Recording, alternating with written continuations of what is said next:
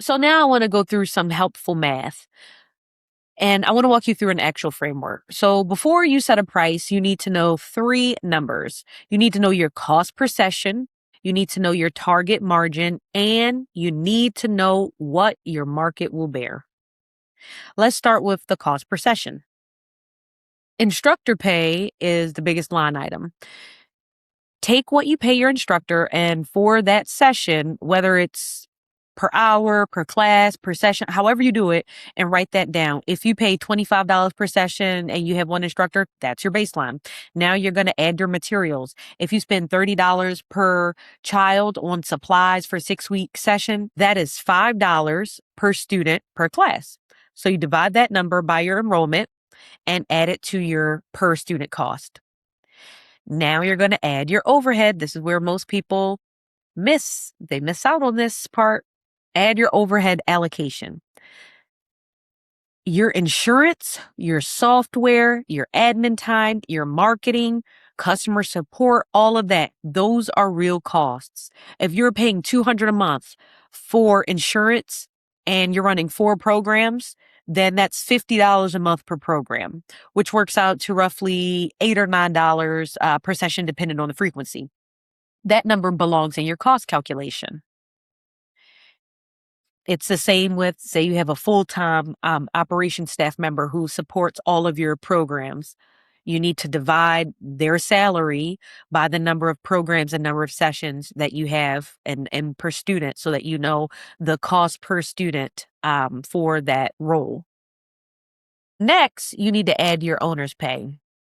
Yes, y'all need to add your owner's pay. And when I say y'all, all is in y'all. I'm part of all. I'm talking about me. Hold up a mirror. I'm talking to me here. Add your owner's pay. When times get tight, you're fueling your own growth, whatever is happening, it's enticing not to factor that in. When we do, numbers might look a bit more sobering. So if you're spending 3 hours a week on admin per program per week, and that could be, your communications, your scheduling, your invoicing, parent questions, all that stuff that comes up. And say your time is worth $50 per hour as reflected in your salary, then that would be $150 a week. Divided by your enrollment, that's the real per student cost. And most operators, we don't count our own time.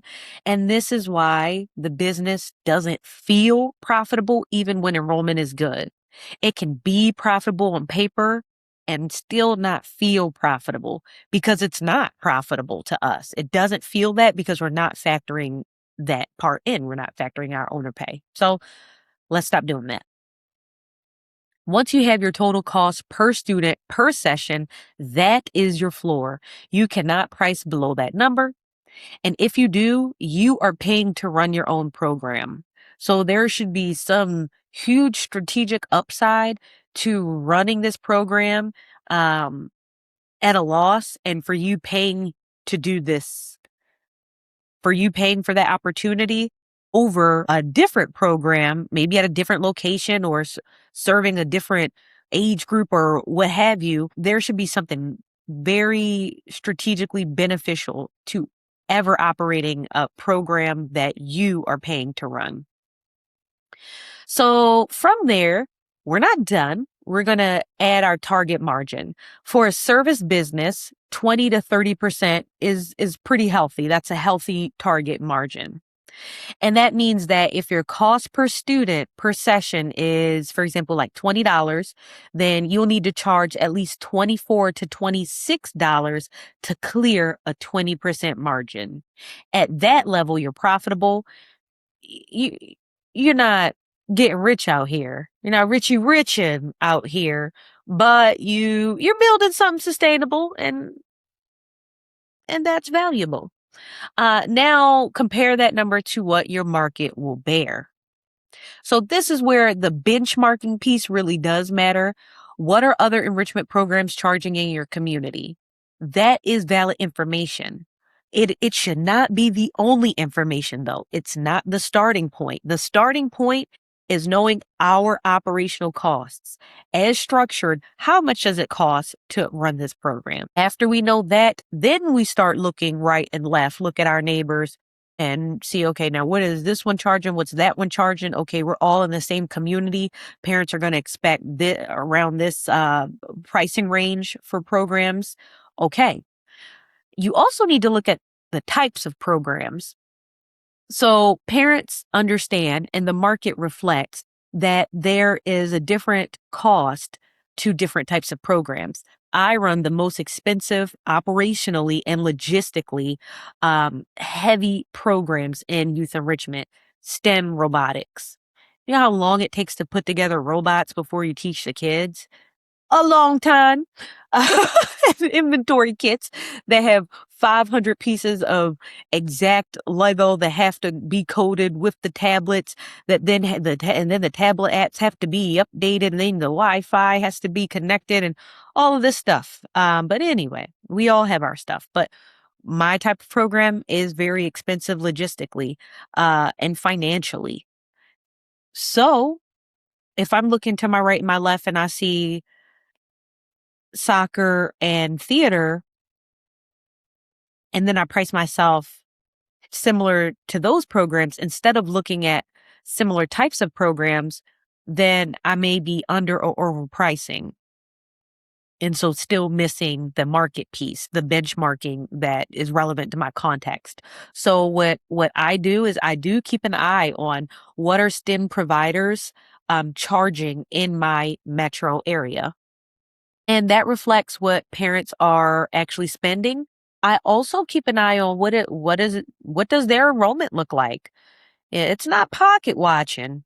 It's enrollment. It's roster watching. I must admit, because if someone's charging 40% more than you are, but you're looking and they don't have any programs anywhere near minimum enrollment and their programs all start in less than a week, that's not a good indicator that you should match their pricing. So let's keep that context in mind as well. And make sure to do that benchmarking annually. Sometimes prices won't move from one year to the next.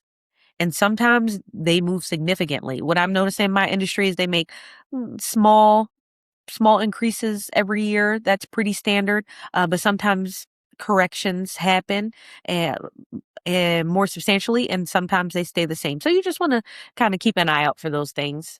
And if you want to know more in this area, you can access our enrichment operator benchmarking checklist. And of course, it's free. I got you. We'll walk you through how to gather that data systematically.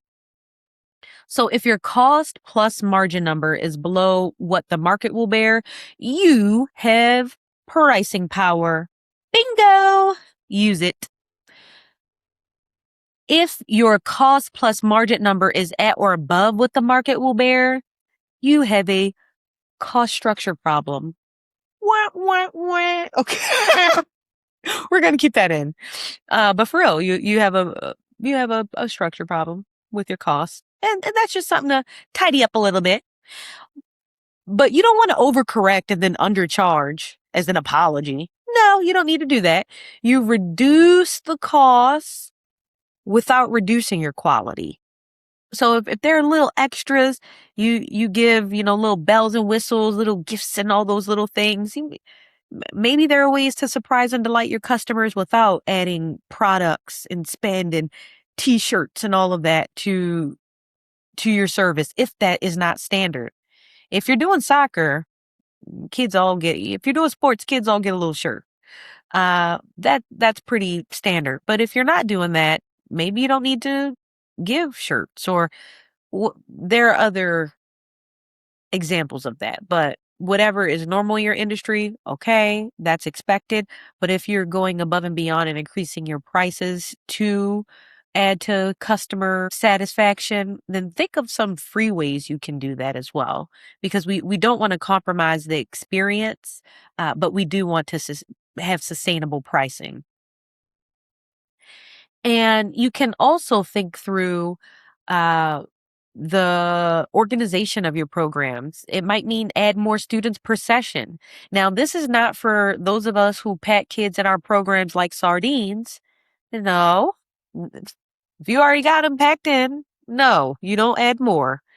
But if you're if you prefer to teach a program with 4 kids and you run your numbers, whoop, and you're charging well above everyone else just to keep your head above water, it might be time to go to 6. Now, of course, that varies. Everybody's preferences are different, but just know that might be a lever you can pull. You might also want to consider a more efficient instructor model or program delivery model. If you pay your staff per hour, maybe you're used to 90-minute sessions, but you find with better training and more efficient delivery of your curriculum that the programs could have a 60-minute duration, and that all the programs in your area already have similar after school or weekend programs that are 60 minutes. Well, then maybe you could scale that back a little bit and not compromise or lose anything from the experience. So, yeah, you can also look at other tools that can cut your admin time so that your overhead allocation goes down. Because one thing we know is, as the owner, the operator, your costs are there. But what are the additional costs above and beyond what your salary or what your compensation is? Maybe you have full time or part time customer service. In my business, we've effectively uh, automated and leveraged technology for customer service that's trained for our specific needs so that we don't have to pay a human to do that work to make sure that our pricing is sustainable. So there are those creative solutions for our issues that don't decrease the core brand promise.